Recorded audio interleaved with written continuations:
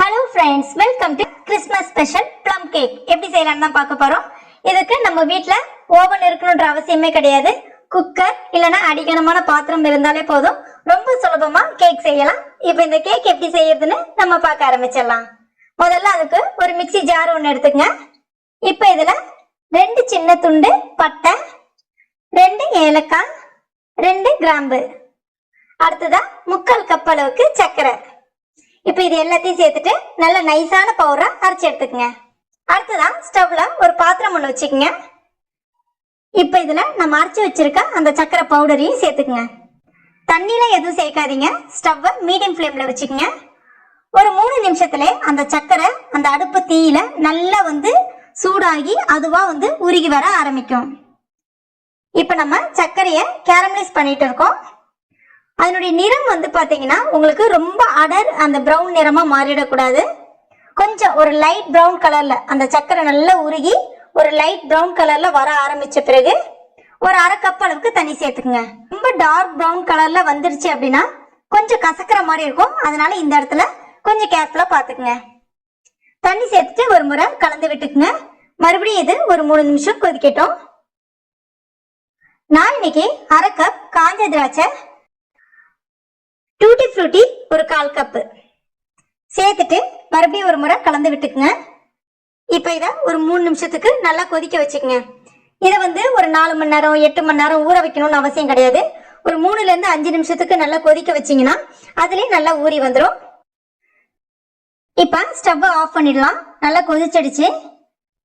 இப்போ இதில் ஒரு 1/4 கப் அளவுக்கு பாதாம் பருப்பு கட் பண்ணி எடுத்துருக்கேன். அதையும் இது கூட சேர்த்துக்கலாம்.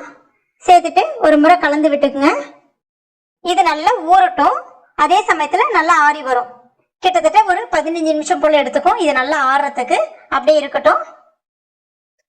இப்ப நல்லா ஆறிடுச்சு. இதுல 2 முட்டை சேர்த்துக்குங்க. இப்ப ஒரு முறை நல்லா கலந்து விட்டுக்குங்க. அடுத்ததான் 1/2 கப் அளவுக்கு மைதா மாவு எடுத்திருக்கேன். உங்களுக்கு இது கோதுமை மாவுல செய்யணும் அப்படின்னா தாராளமா நீங்க கோதுமை மாவுல செய்யலாம்.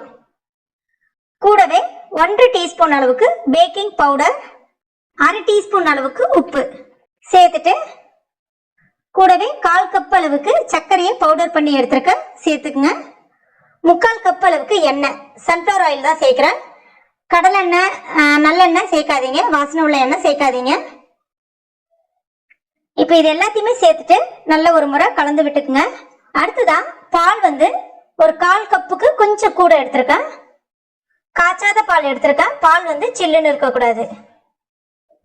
சேர்த்துட்டு ஒரு முறை கலந்து விட்டுக்குங்க. இப்போ இந்த கன்சிஸ்டன்சிக்கு இருக்கணும். இப்போ இது ரெடி ஆயிடுச்சு. அடுத்ததான் நான் இன்னைக்கு இந்த மாதிரி சில்வர் பாத்திரம் தான் எடுத்திருக்கேன். உங்க வீட்டில் எந்த அடிகனமான பாத்திரம் இருந்தாலும் நீங்க பயன்படுத்திக்கலாம். இப்போ இதுல கொஞ்சமா நெய் இல்லைன்னா எண்ணெய் இல்லைன்னா வெண்ணெய், இதுல எது வேணாலும் தடவலாம். ஃபுல்லா எல்லா பக்கமும் கொஞ்சம் நல்லா நிறைய தடவி விடுங்க. அப்பதான் ஒட்டாம அடிப்பிடிக்காம வரும்.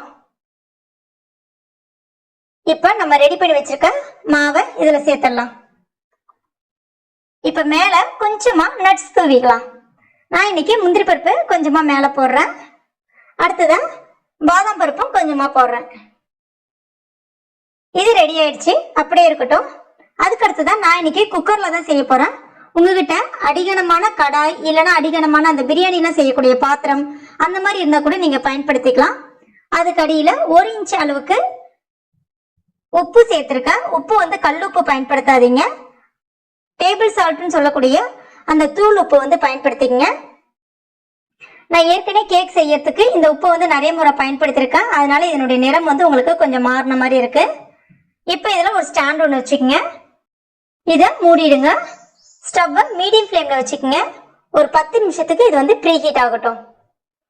இதுவே அவன்ல செய்ய போறீங்க அப்படின்னா 170 டிகிரி செல்சியஸ்ல 10 நிமிஷத்துக்கு ப்ரீ ஹீட் பண்ணிக்கோங்க. இப்ப 10 நிமிஷம் ஆயிடுச்சு. இதை இப்ப நம்ம திறந்துடலாம்.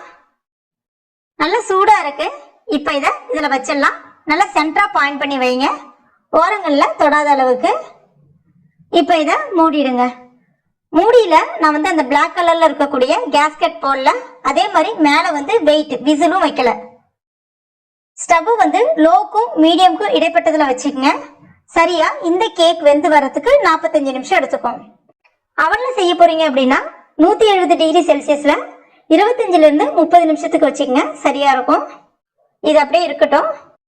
இப்போ எனக்கு சரியா இந்த கேக் வெந்து வரதுக்கு 45 நிமிஷம் எடுத்துக்கிச்சு.